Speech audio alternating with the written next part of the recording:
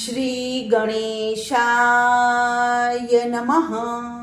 ત્રિશુલ ચેનલમાં તમારું સ્વાગત છે મિત્રો. આજે હું તમારી સમક્ષ લઈને આવી છું રામનવમીની કથા અને વાર્તા. રામનવમી એટલે વસંત ઋતુમાં આવતો હિન્દુ ધર્મનો તહેવાર. ભારતીય ઉપખંડમાં જણાવેલા અનુસાર જ્યારે સમગ્ર સૃષ્ટિ ઉપર પાપ વધી ગયું હતું, સત્ય ઉપર અસત્ય અને સદાચાર ઉપર દુરાચાર વધી ગયો હતો, ત્યારે તેનો નાશ કરવા પ્રભુ શ્રી રામે આ ધરતી ઉપર જન્મ ધારણ કર્યો હતો.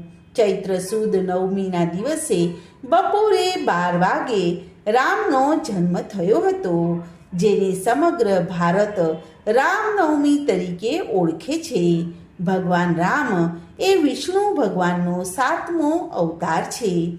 આ રામનવમી માત્ર રામની જ નહીં, પરંતુ એક એવા પુત્રની આપણને યાદ દેવડાવે છે, જેમાં એક વ્યક્તિ પિતા, માતા, ગુરુ, પત્ની અને ભાઈ પ્રત્યેની ફરજો ઉપરાંત કુટુંબ તેમજ સમાજ પ્રત્યેની ફરજો નિષ્ઠાપૂર્વક નિભાવવા સાથે એક મર્યાદા પુરુષોત્તમ અને એક પૂર્ણ પુરુષોત્તમ જીવન વ્યતીત કર્યું છે.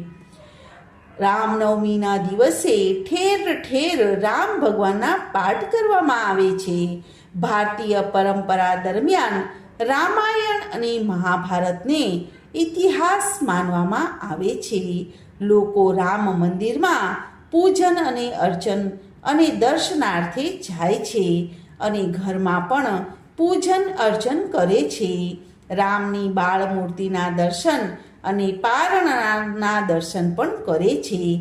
ઘણા લોકો આ દિવસે વ્રત ઉપવાસ પણ કરે છે. અયોધ્યામાં લોકો સરયુ નદીમાં સ્નાન કરી અને પછી મંદિરમાં દર્શન કરવા જાય છે અને આરતીના દર્શનનો લાભ લે છે કે કૌશલ્યાના કુંવર તમારી આરતી રોજ ઉતારો રે, નિત્ય સવારે વહેલા ઉઠી પ્રેમથી પાય પખાળો રે.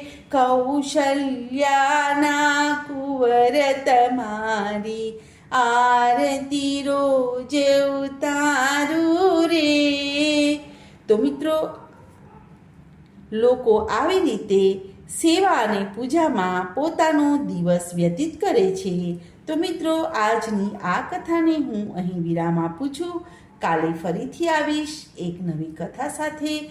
ત્યાં સુધી બધાને મારા જય શ્રી કૃષ્ણ. ધન્યવાદ.